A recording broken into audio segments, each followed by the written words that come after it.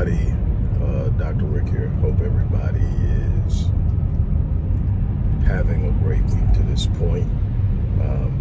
Look, let's get right into it. You know the routine. If you like what you hear, hit the like button, hit the share button, subscribe. For those of you who have followed me, know the work that we've done for the past 30 years, long before the internet was hot. We've been at work at it. You've read the books, you've seen the lectures, you've watched the videos, you've seen what we literally do, boots on the ground in the community. If you believe in that, go in the description box and see how you can support the work we do. Your support is an integral part of us being consistently available to the people who truly need what we offer in the community. Be a helping hand and support us in that. Look, I share with you on so many different elements and different components and machinations and mechanisms, systemic racism, the racial caste system and its influence, and so many different ways that I've just basically, in my search for understanding and answers, I've come across, gained enough awareness and perspicacity to be able to elaborate on it and to offer solutions. But my area of extreme expertise is in the area of human behavior, primarily psychology, sociology, and its influence on outcomes in people's lives. And it's so important to understand this on an individual and a collective level. But one of the things that I am noticing that I am immensely frustrated about and frustrated with is how easily blacks as a collective and individually are distracted. We're constantly fed things that really have no intrinsic value, no true influence on our lives individually or collectively, but we move toward it. We are drawn to sensationalism. We are drawn to the shiny, loud thing, while it's the quiet, subtle things that are the underpinnings of our demise. And we literally do this consistently. We are caught up right now in this unshakable, unmoving debate about where to go on a freaking first date. Okay. And everybody's doing it. It's the thing. And everybody's doing it. And everybody wants to be somebody that somebody listens to. So everybody's got a chance to build a platform. The internet is an unbelievable thing. It gives people voices, and I'm all for it. I'm for people having a voice, people being able to say things and reach more people than they can reach on their own. I'm for people having a message and wanting to share it and reaching out to people and touching people. I'm for people using the platform to make people smile, to make people laugh. What I'm not for is a situation where it's got every person chasing something that isn't in the vein of your power.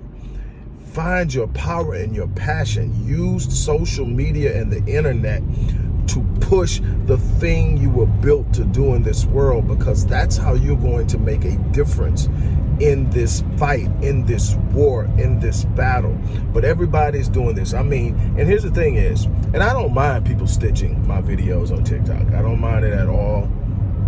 Because most of the stuff I share on TikTok is more about motivation, more about self-awareness, and I do share some of the things that I share on the Black Voice channel, but most of the things I share on TikTok is about things I do in my business, about empowerment, performance psychology, things of that nature, and I don't mind people sharing it. But when I watch over and over, when you go and you evaluate the content out there to get ideas, to see ways that you can be more effective, the stitching has gone to a whole nother level. People are simply using stitching as a means of getting likes and shares and building their following without having anything of substantial value to offer on their own. So I've literally seen videos where people have an account where they've taken someone else's video and they're playing it, and all they do is sit there and watch the video. They don't even comment on it.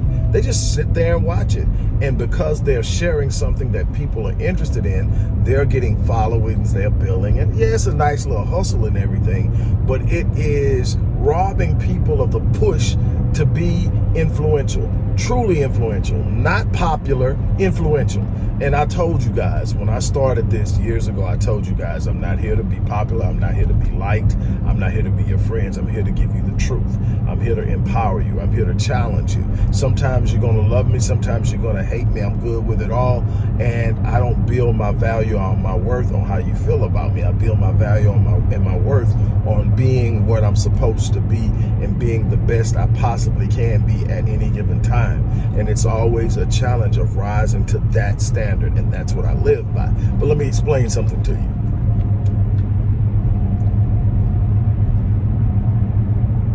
These distractions, this whole cheesecake factory thing that's been turned into now women giving lists about who or where they want to go on a first date. And I get it, all this thing, but it misses the whole point. That's why I'm that old-fashioned dude. I don't date. I'm not dating. I'm going to have to meet somebody some way, somehow, and they're going to have an impact on me and me have an impact on them, and we're just going to find each other and in that way pursue each other. The whole going out on all these different dates, I'm going to take you here. And it's not that we don't want to, or I don't want to take someone somewhere. It's not that I can't afford to take someone. It's that that's not what it's supposed to be about. This is supposed to be a moment where I'm getting to know you. It's not supposed to be about all the distractions, all the great things. It's supposed to be about what you see in me and what I see in you. Not all the superfluous stuff, not all the superficial stuff, not all that stuff on the outside. What about what's going on the inside? So the simplest places should be the first date to me. But that's not what it is. But just the idea that the big thing is that thing, the headlines. Here are 20 things, 20 places not to take, a woman on a first date. It's the first date. And the crazy thing is, and I don't want to get off on a side tangent on this, but the crazy thing is, what you don't understand is being in a relationship is an investment, especially for a man. It is for a woman as well, but especially for a man, because he's not just investing his time, his energy, his passion, his emotions. He's also investing his money. And in an investment, in any investment, tell me a place where you don't want to know what you're going to get, what your ROI is, your return on your investment. So he's in essence, he's trying to figure out what the upside is to his investment and what the downside is to his investment. And so you don't go all in before you realize what the upside and downside is and what the projected ROI is. So in essence, it should be something simple as the first thing is pretty subtle, pretty easy, pretty laid back, somewhere that you both can enjoy while enjoying one another. And then as he gets to know you, he invests more in you, and it grows into that. You're building something.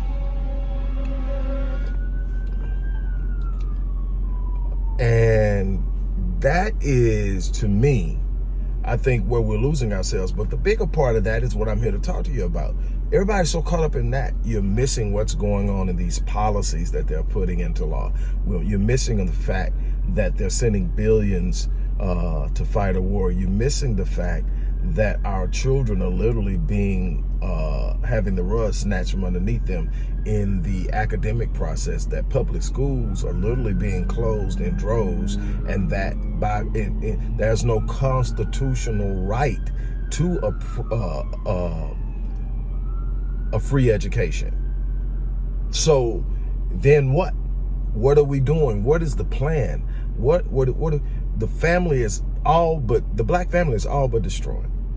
76% of children now are being born to single parents.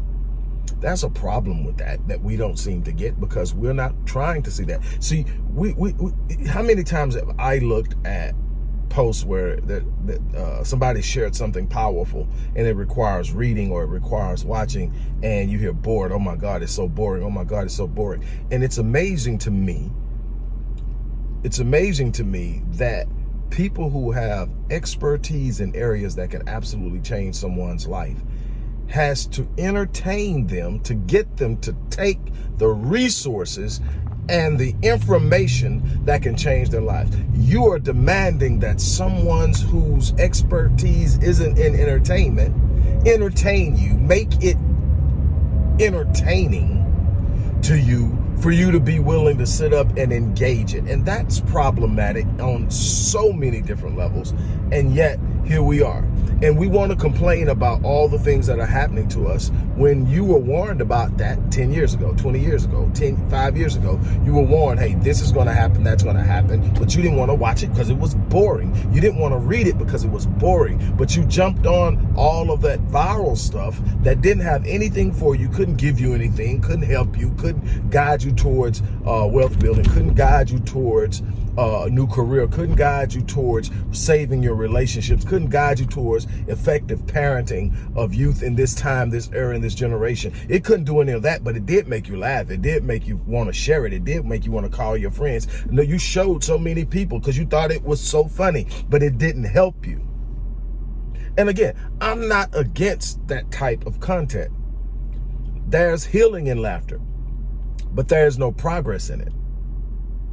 Progress is a strategy. Progress is an action. Progress is the ability to do what you need to do to get where you need to go. Laughing provides healing. It provides a state of being that is good for health. It is. It is important, but it cannot be your primary source of activity. You've got to have the primary and predominant part of your engagement and activity has to be, how am I coming out of this? What am I going to do? What is the solution to the enigmatic issues that are plaguing me and my family and my community and my race? How do I take action? That's gotta be it. But you know, I mean, it's amazing to me how easily we are distracted, misled, taken off, put off, and then triggered on stuff that we don't even need to be triggered about, has absolutely nothing to do with us, but we'll go all out. And then we'll look up, and when it's time for people to go all out for us, mosquitoes pissing on cotton, nobody's there for us. This is consistent. You would think after a while we'll learn our lesson, but we're just constantly in places we don't belong. We're constantly chasing things that have nothing that it can give us or do for us. The time is up for it. The time is out for it. It's time to get our stuff together. That's my challenge to you guys today, man. We have got to cut it out. Stop it. On that note, look, I'm need to swing by the gym, knock out a few things before I